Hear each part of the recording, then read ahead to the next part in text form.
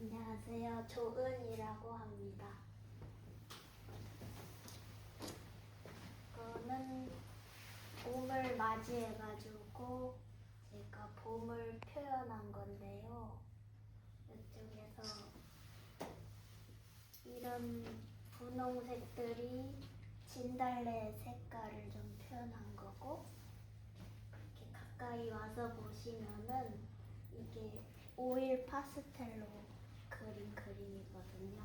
그래서 이렇게 긁어서 이런 식으로 봄바람을 표현해봤고요.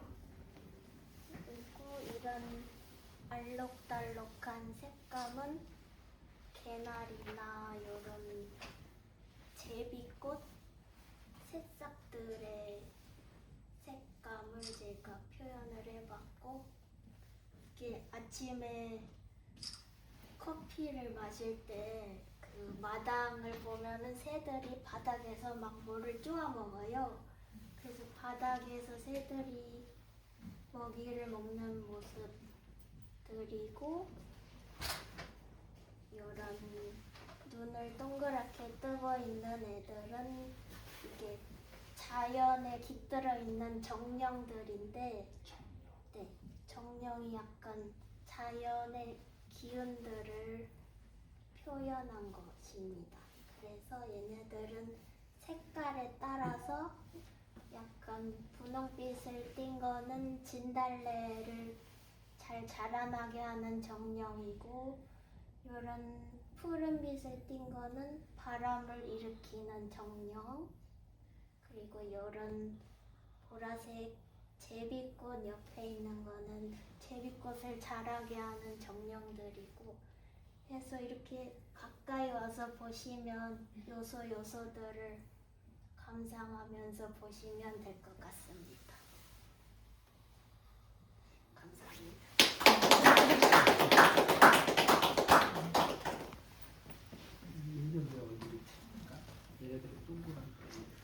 안녕하세요. 한국화 그리는 박윤경이라고 합니다. 저는 좀 창작 민화를 좀 중심으로 많이 그리고 있고요. 이 작품은 이제 그 사랑하는 친구가 먼저 하늘나라로 갔고, 그 친구가 이제 좀 좋은 곳에서 좀 편안하게 있으면 좋겠다라는 마음으로 그리게 됐고요. 민화에서 구름은 좀 그 이상향 이런 걸 좀 나타내고요. 그럼 이제 여기 민화 구름 사이사이에 있는 것들은 제가 이제 매화를 구름처럼 같이 표현을 해놨거든요. 매화는 행복 이런 걸 나타내요. 그래서 좀 이제 그 천국에서 행복하게 있었으면 좋겠다라는 마음을 가지고 좀 그려봤습니다. 감사합니다.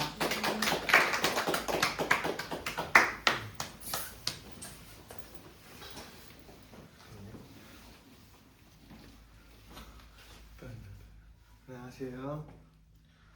주영환입니다. 잠깐만요. 보시면은 하나하나 정성스럽게 김이 움직이는 에서 작은 소중한 생명은 향기로운 엿볼 수 있습니다. 평화로운 소식 푸른 잎사귀 위에 아름다운 새들이 이 자리에 잡고 있습니다. 감사합니다. 보시면 개미가 올라가서 그다음에 따먹고 새들 같이 노래 부르고 이게 동그란 한기 나무 주기 뭐라고 하면 이렇게 색깔 아름답게 섞어서 입니다. 감사합니다.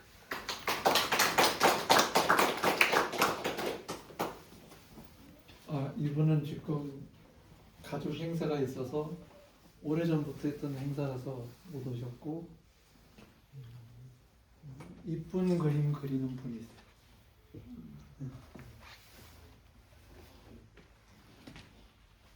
어디? 안녕하십니까? 네, 정숙도입니다. 이거는 이제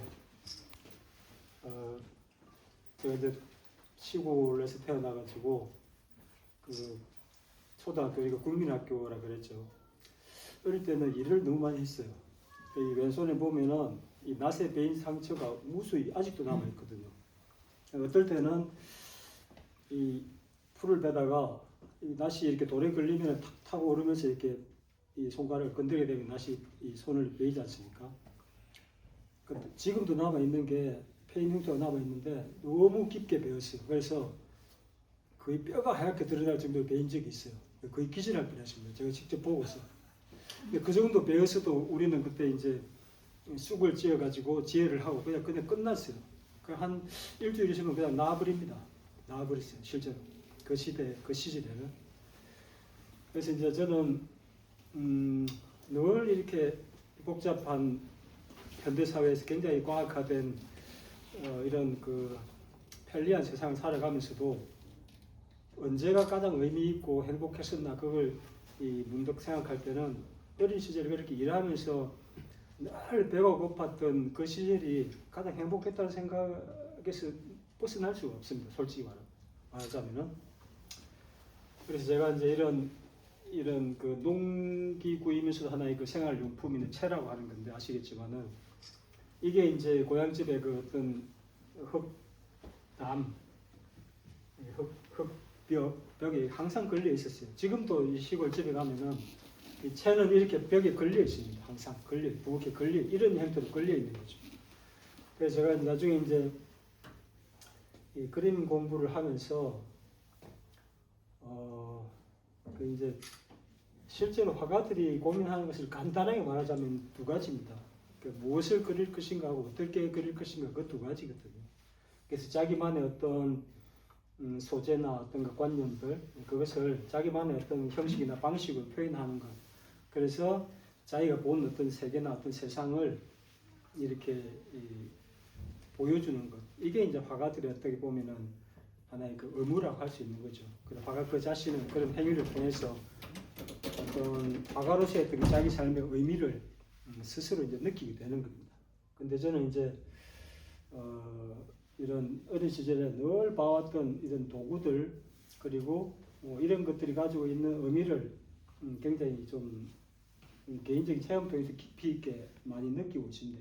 이런 것들이 사소한 것 같지만은 굉장히 어떤 그 형태의 재미도 있지만은 의미가 깊다라고 하는 것.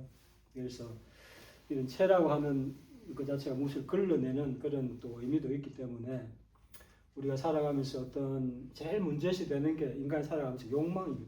그 욕망을 어떻게 걸러낼까 그리고 어떻게 그 걸러진 욕망을 통해서 최종적으로 자기에게 도달할까 그게 늘 고민이었습니다. 그래서 저는 이제 그림을 전공하고 뒤에는 또 철학을 전공하게 되었는데 사실은 그림을 그릴 때나 이 철학을 연구할 때나 주제는 변함이 없습니다. 결국 이게 자기를 찾는 하나의 어떤 그 다른 방식일 뿐이죠. 그래서 저는 최근에도 이제 늘 이렇게 글을 쓰죠. 논문을 쓰고 한 편의 논문을 완성하면 굉장히 어떤 쾌감을 느껴요. 마치 예술 작품 하나 완성한 것처럼. 동시에 어떤 그 논리로 표현되지 않는 논리로 표현하기에는 굉장히 번거롭거나 혹은 못할 수도 있는 부분들은 오히려 그림의 방식으로 저는 직관적인 방식으로 표현을 실제로 합니다. 그래서 예전처럼 많은 그림을 그리지 못하지만은 이거는 그림을 통해서만 훨씬 더 논리보다 훨씬 더 이렇게 직관적으로 내가 생각했던 그 의미를 표출해낼 수 있겠다 싶을 때는 이 그림의 방식을 쓰거든요. 쓰는데 이거는 이제 제가 돌사진을 우연히 찾아가지고 그 실루엣 돌사진 실루엣인데 그 요즘 인터넷에도 보면은 이렇게 동그랗게 해가지고 이런 그 실루엣을 이렇게 이런 그 도상들이 많습니다. 이게 의미하는 것은 그냥 사람을 뜻하는 거죠. 누구 개별적인 누구가 아닌 사람 일반 그러니까 인간을 뜻하는 거. 이 형태 자체는 이 실루엣 자체는. 그래서 이 모든 각자가 개인은 자기가 굉장히 의미 있다고 생각하지만은 결국 남이 볼 때 내가 남이거든요. 그러니까 남이 나를 규정해 주지 않으면 절대 자기라는 것은 성립이 불가능한 거죠. 그래서 인간이라고 하는 것의 의미를 결국은 어떤 이러한 자기 돌사진 내가 처음으로 태어나서 한 1년 정도 지나면은 어느 정도 자기의 형상은 어느 정도 구축이 되지 않겠습니까? 그래서 그 형상을 한번 그려봤습니다. 실제로 제가 이 책 그릴 때는 아주 사실적인 그 초상화도 많이 그렸어요. 많이 그렸는데 그렇게 이제 사실적으로 놓지만은 그것이 그 대상, 즉 소재가 된 이 부분의 초상화를 사실적으로 그려도 그림은 그림이지 결코 그 사람 자체를 여기다 완벽하게 재현할 수는 없다는 것을 느끼죠. 그래서 오히려 그 하나의 어떤 그 공간적인 형태 그 자체. 그래서 이걸 통해서 다른 사람들은 모르죠. 이게 누구의 형상인지 모르지만 그린 사람이 나는 알잖아요.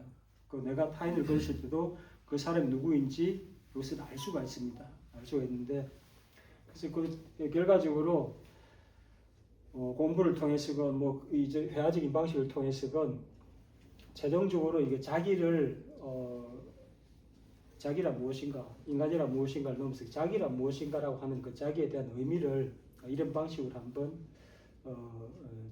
지금도 이제 찾고 있습니다. 그런 하나의 어떤 결과물이 이것이고 또 많은 가족들, 친구들 그리고 내가 의미 있다고 생각하는 어떤 뭐 노출된 유명한 사람들 혹은 전혀 유명하지 않은 무명한 사람들 내가 직접 관계를 가진 사람들의 어떤 초상, 얼굴을 사실적으로 그릴 수도 있고 이런 식으로 하나의 그 평면적인 공간의 분할로만 그릴 수도 있는 방식으로 직관적으로 좀 더 이렇게 많이 그리려고 노력하고 있습니다. 이걸 통해서 궁극적으로 저는 이런 작업들이 사실은 개인적으로는 의미가 있고 이것이 하나의 상품이 될 수도 없어요.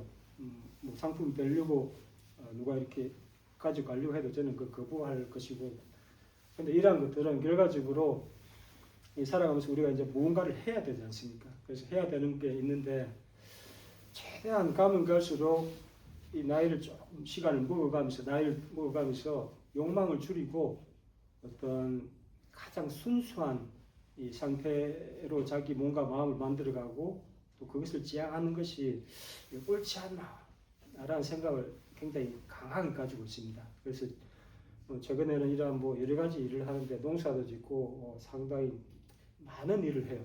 그래서 다른 사람들이 볼 때는 도대체 정체성에 대한 뭐 이렇게 도대체 뭐 하는 사람인지 모를 정도로 농사를 짓기도 하고 운동을 굉장히 200km를 쉬지 않고 뛰기도 하고 또 밤새워서 며칠 밤새워서 논문을 쓰기도 하고 가끔 또 이렇게 그림을 그리기도 하고 또 여러 가지 또 다른 일을 하고 친구들도 만나죠. 굉장히 바쁘죠. 도대체 뭐 하는 사람인지 모르겠다고 그러는데 그 모든 것이 사실은 욕망을 비우고 나를 찾아가는 하나의 이 과정입니다. 수행의 과정입니다. 그래서 고대 동아시아 철학을 제가 전공했는데 고대 동아시아에 보면은 은둔적인 삶을 추구했던 사람들이 있어요. 뭐 도교라든지 불교, 종교를 막론하고 그냥 일반적인 이 선비들 경우에도 정치적인 신념이나 혹은 자기 이념을 따라서 은둔을 택한 사람들이 있어요. 완전히 모르는 고립된 나는 자연이다 하고 전혀 다른 차원에 훨씬 더 고립된 생활을 지향한 사람들이 있어요. 깨끗한 육신을 자기의 정신을 완벽하게 좀 이렇게 순수한 상태로 몰아가려고 하는 하나의 어떤 노력이라고 볼 수가 있는데 은연중에 나도 그러한 것들을 연구를 하게 되고 따라가게 되더라고요. 그래서 이러한 그림도 이런 형상 자체도 결국 그 자기 내 1년 태어나서 1년 때 어떤 실루엣 이 형상을 통해서 나를 다시금 이렇게 재정비하고 만들어서 가장 순수한 상태로 이렇게 최대한 살아있는 만들어가고자 하는 그런 욕망을 이렇게 품고 있습니다. 그래서 지금 현대 사회가 사실은 뭐 굉장히 욕망이 넘치는 사회지 않습니까? 욕망을 그 그리낌 없이 드러내도 되는 사회이고 그 자본주의라는 어떤 그 시스템 자체가 욕망과 관련되어 있어가지고 욕망을 돈으로 환산해가지고 굉장히 빠른 속도를 가진 이 하나의 세상이 되어버렸는데 저는 오히려 좀 숨고 느리고 가능한 욕망을 최소화하면서 그냥 그 수도승이나 혹은 은둔자들이 했던 그러한 방식의 삶을 한번 추구해보고 싶어요. 그래서 다시 한번 더 나를 이렇게 부모가 나를 이렇게 그냥 부모도 나 같은 사람이 태어날지 몰랐죠. 실존 철학이라는 철학 분과에서는 인간의 삶을 그냥 문득 내 던져진 존재로 이렇게 간단하게 표현합니다. 문득 누구도 자기가 자기를 낳지를 못하죠. 만든 게 아니에요. 그 우연적인 겁니다. 자기라고 하는 것도 굳이 말하자면은 자기 인연이라고 하죠. 자기 인연. 인연에 따라서 내가 만들어진 거죠. 그래서 어느 시기 이후로는 자기 스스로 자기를 만들어갈 수 있다라고 물론 그렇게 철학자들이 이야기도 하고 또 저도 그렇게 깊이 느끼고 있습니다. 그래서 이 가장 자연스럽고 순수한 상태의 자기를 다시 한번 만들어가고자 하는 욕망을 한번 담아서 이렇게 표현을 해봤습니다. 네, 이상입니다.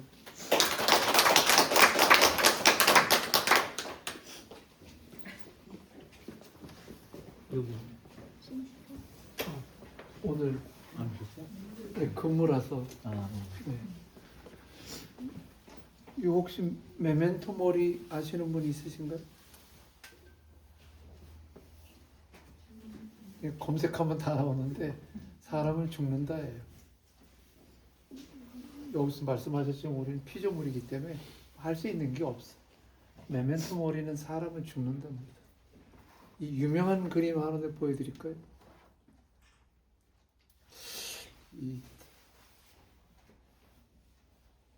이거 알면 굉장히 중요한 건데 사람 죽는다고 생각하지 않죠. 이 그림, 해골 있는 그림 아마 이게 메멘토 모리. 사람은 반드시 죽습니다. 우리 메멘토 모리라고 돼 있어서 내가 평상시 좀 알고 있는 거라서 이분은 근무라서 못 오셨어요. 신보경 작가님.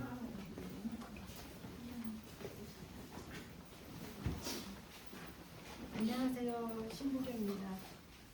먼저 이 그림을 소개하겠는데 이거는 이승복 어린이하고요. 안정근 의사.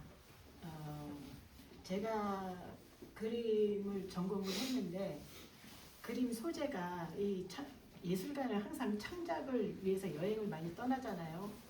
그래서 그림 쪽으로는 안 해본 게 없어요. 안 해본 게 없는데 반청도 했고 미나도 했고 뭐 미술 치료도 했고 뭐 옷에다가 뭐 그림 하여튼 가구에다 그림 여러 개를 해봤는데 그거를 제가 작품에 적용을 시키려고 한 거지 그걸 업으로 삼으려고 한 건 아니었거든요. 그러다가 이제는 코로나가 있을 때 본격적으로 제가 이 그림을 그리게 된 게 제가 어렸을 때 그 중학교 때 무궁화를 그려서 제가 문공부 장학상을 탄 적이 있어요. 그래서 무궁화를 한번 그리면은 어떨까 해가지고 제가 무궁화를 그리면서 돌아가신 분의 열사들이 떠오르더라고요. 그래서 무궁화를 배경으로 해가지고 그런 분들을 많이 그렸어요. 그렸는데 이제는 꼭 열사만이 아니고 이제는 지금 현실로 나타난 우리 그 분단의 아픔이라든가 이런 거에 대해서 이제 그 역사를 표현하기 위해서 이렇게 그렸는데 이 두 분이 이제 초기의 작품들이에요. 그리고 다른 것도 있는데 이제 저는 이제 두 개만 가져왔거든요. 그리고 여기 있는 건 이제 도자기인데 제가 동두천에 온 지가 한 3년이 됐어요. 처음에 와가지고 이제 도자기 하시는 분을 만나게 돼가지고 그걸 하다 보니까 이제 도자기를 그려달라고 이게 동두천의 소재로 그 황매가 이제는 꽃이라고 그러더라고요. 그래서 제일 먼저 그린 게 저기 황매로 도자기에다 그렸고 그다음에 제가 이제 현장을 다니면서 단청이나 이런 걸 했었거든요. 근데 단청 도자기에다 적용하면 어떨까 해가지고 이게 또 그다음에 이제 한 거고요. 그리고 저 원래 이제 동양화를 전공했기 때문에 제가 이제는 제일 빠른 게 이런 그림들이에요. 이렇게 순식간에 막 그리는. 그래서 이제 요거로 했고 그리고 제가 또 무궁화를 전문적으로 하다 보니까 또 저쪽에 이제 무궁화를 적용시켜서 도자기를 하게 됐어요. 그림을 그리게 된 거죠. 요거는 이제는 하나의 제가 해왔던 거를 도자기에다 적용시켰는데 그거를 제일시장이나 동두천의 세화 갤러리 거기서 많이 했는데 지금 초대를 받아가지고 제가 여기다가 그걸 한 거를 좀 갖다 놨습니다. 그래서 제 그림 스타일은 뭐지 특별하게 지금은 이런 무궁화를 배경에서 많이 하고 있지만 앞으로는 예술적인 활동을 많이 해서 새로운 거를 많이 하려고 하고 있습니다. 아무튼 간에 잘 부탁합니다.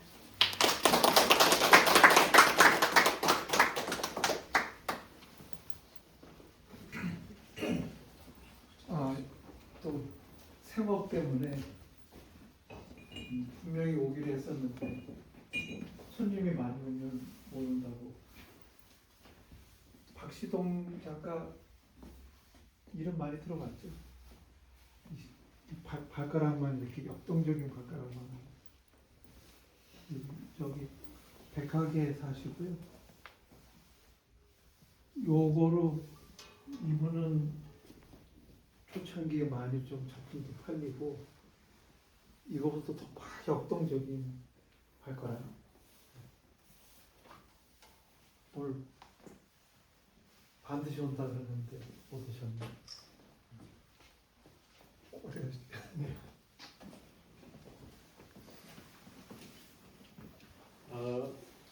요거는 뭐 빨래집게입니다. 그런데 이 빨래집게를 만들려면 요거는 이제 사출이라는 방법이에요. 녹여서 조그마한 구멍으로 강하게 밀어내면 쭉 분사가 되겠죠. 그거를 몰드라고 하는 금형에 넣어서 이 모양으로 찍어내는데 요 재료는 바로 요겁니다. 두부각이죠. 두부각 우리가 한 번만 쓰고 버리잖아요. 그런데 이런 어떤 물질을 그런 용도로 쓰는 거는 사실 생명이 없죠. 이런 예술 작품들은 생명이 있는데 사람들로 하여금 자꾸 생각하게 하고 아름다움을 느끼게 하고 공감하게 하고, 그런데 이런 것들은 그런 능력 없이 한 번만 쓰고 버려지게끔 만들어졌죠. 근데 굉장히 중요한 소재고 플라스틱이라고 하는 이렇게 중요한 재료를, 가치가 있는 재료를 한 번만 쓰고 버리는 거는 우리의 이 물질을 발굴해내고 소모하는 이 관념, 습관, 이것이 잘못됐다. 이거를 순환시키는 방향으로 가야 된다. 그런 궁리를 저는 늘 하고 있었고요. 그래서 이렇게 버려지는 두부각이 의외로 많은데, 우리 집에서만 쓰는 것도 많은데, 이걸 다시 더 쓸모있는 물건으로 만들면 어떨까 해서 이 빨래집게를 시도를 해봤습니다. 이 두부각 하나 가지고 잘게 부수면 이렇게 이런 플레이크가 되죠. 이 플레이크를 이렇게 녹여서 이거를 만들 수도 있어요. 여기 보면은 밝은 색깔이 이제 그런 건데요. 근데 그러다 보니까 예쁘지가 않으니까 이 플라스틱을 섞었습니다. 이거는 이제 폴리프로필렌이라고 하는 PP, 보통 알고 계시는 PP 재질이고, 이 색깔이 있는 이 플라스틱들은 어린이들 장난감, 그 중에서도 PP, 같은 PP죠. 색깔을 좀 넣어서 예쁘게 좀 해보자 해서 장난감을 또 잘게 부수어서 이거를 필요에 따라서 섞는 거죠. 그래서 이거 하나면 빨래집게 한 2개가 나옵니다. 요것만 넣으면 그냥 회색, 어두운 회색이 나오는데, 이렇게 색깔을 좀 적당히 섞으면 빨갛고 보라색이고 파랗고 이런 색깔을 자유롭게 표현을 할 수 있거든요. 그래서 버려지는 물질이 없이 우리가 계속 순환하면서 쓸 수 있는 방법, 이런 쪽으로 연구도 하고 이런 문화가 좀 정착이 되면 좋겠다라는 생각에서 이거를 시도를 해봤습니다.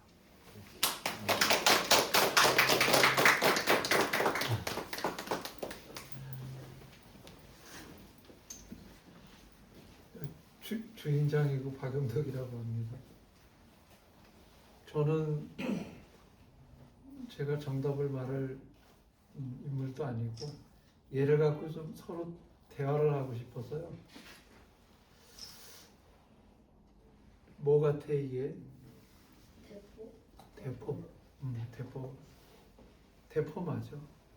대포 같아가 아니라 뭐 같으세요? 뭐 느끼시는 게 있어요?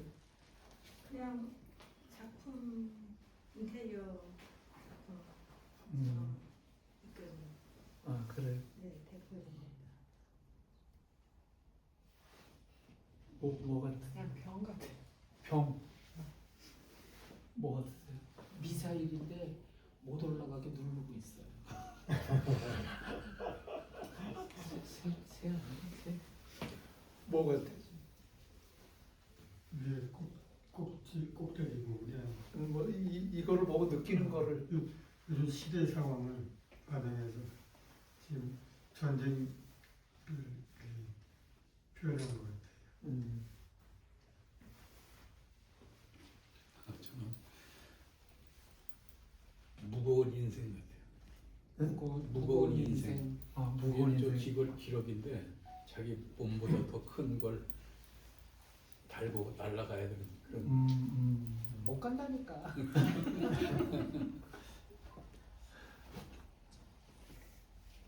총알을 옆에 있는 거 보니까 이제 전쟁이 끝나고 난 다음 총알이 다 어디론가 날아가고 탄피가 가득 남아 있는 전쟁이 끝난 다음 땅. 저는 더 말씀하시고 싶은 분 계신가요? 이거는 이제 정답을 말하는 것도 아니고 여기는 생각을 공유하자고 하는 전시거든요. 여기 제목이 리진이에요. 전쟁이 왜 생겼을까? 여기 요 팍스는 라틴어로 평화인데 이 전쟁하고 평화는 항상 붙어 다녀요. 아이러니하게도 평화가 계속되면 전쟁은 없을 텐데 꼭 전쟁하고 평화는 이렇게 붙어 다녀요. 뭐가 진짜인지 모르겠어요. 이거는 사실 독점이라는 것 때문에 만들게 된 거예요. 독점을 그 이반 일치라는 사회학자가 만든 말이더라고요. 독점을 모노폴리라고 그러는데 모노는 하나고 폴리는 많다라는 뜻이거든요. 하나가 많다라는 거예요. 이게 모노폴리하고 그냥 독점하고 다른 게 독점은 내가 선택하지 않고 다른 거를 선택할 수도 있어요. 근데 모노폴리는 그거 외에 선택할 수 없는 게 모노폴리라고 해요. 우리가 지금 뭐 미국하고 아랍하고의 전쟁이잖아요. 지금. 아마 우리는 지금 독점되어 있는 의식이 있을 거예요. 반미주의자는 무조건 미국 놈이 나빠 이렇게 얘기할 거고 그게 독점 상태거든요. 독점이라는 것은 다른 거가 선택할 수 없는 상태가 독점이라고 그러더라고요. 그래서 그런 어떤 이데올로기적으로 나눠져 있는 그런 사고는 좀 문제다. 우리나라에 이태원에 이슬람 사원이 있어요. 어마어마하게 멋있는 사원이. 근데 별로 그 사원이 세워질 정도로 우리는 그 중동 이슬람권에 대해서 우호적이거나 그런 생각을 갖고 있던 사람이 있어 그렇게 된 거잖아요. 근데 지금은 어떤 독점을 갖고 있냐면 이 매스컴에 의해서 딱 그거 외에는 더 이상 생각하지를 못해. 그래서 이 도대체 무슨 이유로 이번에 전쟁이 일어났을까? 그거는 한번 사유해봐야 된다는 뜻으로 만드는 거예요. 얘는 이 민머리 독수리인데 그 썩은 시체만 먹는 독수리라서 이 목에 털이 없잖아요. 민머리 독수리가 지금 뭐라고 굉장히 좀 소리치면서 다니고 있는 상태. 전쟁의 상태인데 뭐라고 하기가 굉장히 호소하는 그런 표현을 해본 겁니다. 폭탄은 아까 탄피 말씀하셨는데 폭탄은 아직 죽지 않은 상태의 준비된 죽음이에요. 폭탄. 이게 탄피는 이미 죽음을 만든 결과고 얘는 아직 터진 건 아니잖아요. 요거 구멍 뚫는데 혹시 터질까봐 아주 꽤 조심조심해야 돼. 고물상에서 살 때는 이거 안 터지는 겁니다 그러는데 아니 그래도 이거 뭐 그 사람 작업하다 죽었대. 이거 터지면 이게 야 그거 너무 흉측할 것 같아. 그래서 여기 좀 더 뚫어야 되는데 많이 못 들었어요. 가지지 말아가지고. 그러니까 지금의 전쟁은 그냥 이데올로기적으로만 볼 것은 아니다. 굉장히 좀 다양하게 전쟁 상황을 바라봤으면 좋겠다. 그런 뜻으로 한 작업입니다. 저쪽에 가셔서 요 만드는 과정을 좀 더 이야기를 해주시고요. 네. 제가 1812년 서곡을 준비를 해놨습니다. 꼭 갖고 오신 거 이렇게 테이블에 펼쳐놓고 드시면서 1812년 서곡은 조금 볼륨을 올릴 거거든요. 그냥 들으셔도 되고 안 들으셔도 되고, 아 이게 1812년 서곡 들어본 분 계세요? 들어본. 이게 온 세계 사람이 무지하게 듣는데 지금 여기 있는 사람만 안 들은 거야. 그래서 오늘 들려줍니다. 저쪽으로 가시죠.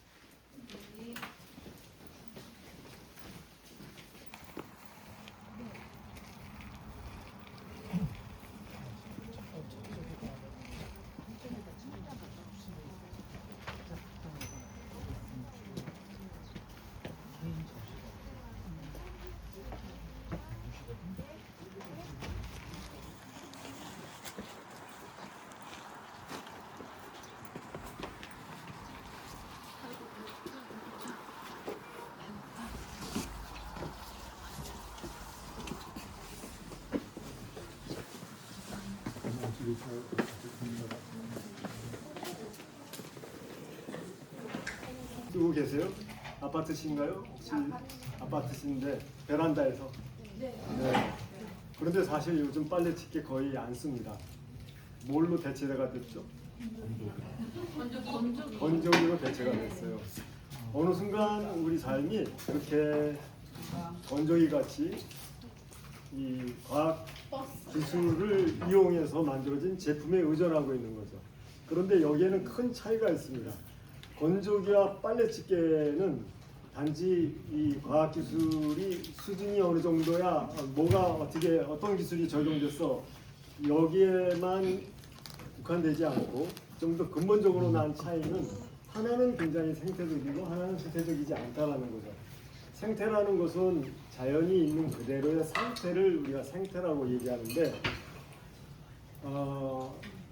건조기 말고 건조기를 쓰기 이전에 옥상에서 빨랫줄을 걸고 바지랑대로 빨랫줄이 처지지 않게 중간을 높여주면서 그 빨랫줄 위에다가 빨래를 걸던 시절, 그리고 바람에 날아가지 말라고 빨래 집게로 이 빨래를 고정을 해주던 그 시절에는 그만큼 자연의 원리를 우리 생활에 잘 적용했다라는 거죠. 빨래를 해놓고 자 이거를 넣을 때 날씨를 생각해야 되고, 오늘 해가 날까 비가 올까 이거를 먼저 생각을 해야 되고, 해가 나는 날 우리는 빨래도 널고 집에 있는 오래된 이불도 꺼내 널고 장독대도 열고, 이런 삶은 굉장히 생태적이었어요. 자연의 원리를 잘 이해를 했고 그걸 우리 삶 속에서 그대로 적용하면서 실천하면서 살았다는 거죠. 그런데 우리의 삶이 과학기술이 발달하면서 또 이런 물질을 마음대로 원하는 대로 제어하면서 쓸 수 있게 되면서 그런 생태적인 삶을 포기하고 우리는 건조기라는 걸 만듭니다. 건조기라고 하는 제품을 물질을 써서 케이스를 만들고 안에 들어가는 어떤 각종 부품을 만들고 그리고 에너지를 써서 건조기를 작동을 시키죠. 이런 과정으로 모든 현대인들이 다 그쪽으로 몰려가고 있어요. 사실은 우리는 아직도 지금 빨래 집게와 빨래줄을 사용하시는 분들이 계신 것처럼 우리가 원한다면 우리는 건조기를 쓰지 않아도 되거든요. 그런데 이 사회가 그렇게 몰아가고 있어요. 자꾸 제품을 만들고 선전하고 좋다고 하고 입소문을 타고 사람들은 건조기를 사서 쓰고 빨랫줄을 걷어버리고 빨래집게를 없애버리고 이런 삶으로 가고 있는 거죠. 그래서 여기에 우리 근본적으로 뭔가 빠진 게 있다. 과학기술에 지나치게 의존하고 있는 거 외에 우리가 잃고 있는 게 뭘까? 즉 생태에 적응하면서 사는 그런 삶을 잃고 있다. 그런 기억을 잃고 있는 거고, 과거부터 계승되어 오던 그런 지혜, 전통적인 지혜, 자연의 해가 크게 해를 주지 않고 살던 그런 기억들, 이런 것들이 자꾸 단절이 되고 우리 삶은 소모적이고 오염물질을 만드는 쪽으로 가고 있고 에너지를 소비해야만 되는 그런 삶으로 몰아가고 있다. 그래서 왜 이런 쪽으로 자꾸 가게 됐을까 이런 생각을 해보는 거죠. 저는 아까 두부값을 가지고 빨래집게를 만들었다고 했는데 이거는 단지 작은 빨래집게지만 그리고 두부깍이지만 그 두부깍 하나 없어진다고 이 세상이 거덜나는 거 아니죠. 그렇지만 그 기저에는 그 배경에는 좀 더 우리가 잃고 있는 뭔가를 얘기하고 싶었던 거죠. 그리고 우리는 조금만 신경 쓴다면 그런 생태적인 삶을 여전히 실천하면서 내 삶 속에서 받아들여서 살 수가 있을 것이다 라고 생각을 하고 이 모임이 그런 생태, 환경, 또 자연 그리고 사람들 간의 아름다움 이런 그런 공감을 확산시키면서 좀 유지되는 그런 공동체로서 물질을 어떻게 쓸 것인가 또 생태라는 게 무엇일까를 같이 고민하면서 살 수 있는 그런 시간이었으면 좋겠습니다. 그런 마음에서 짧게 말씀을 드렸습니다. 고맙습니다.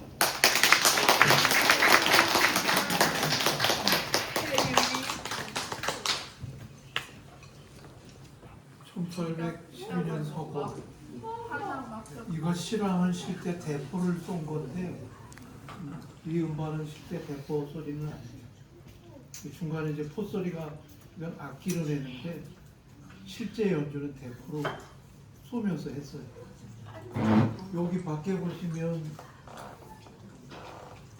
컬러로 되어 있는 작품이 있는데 1812년 서곡을 들으면서 영감을 받고 한 그 작업이에요. 저 밖에 틀어보겠습니다.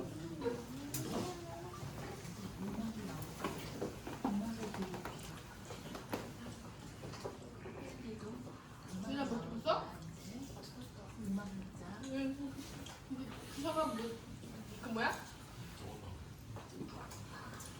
쭈야 이거 뭐야? 쭈야 이거 뭐야?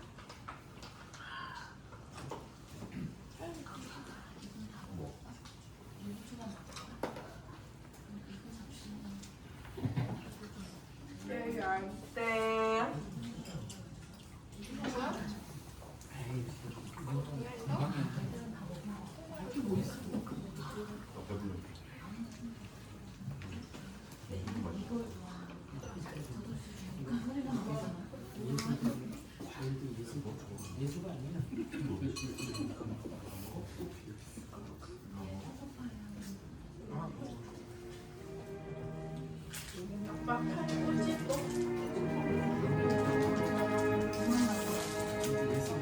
또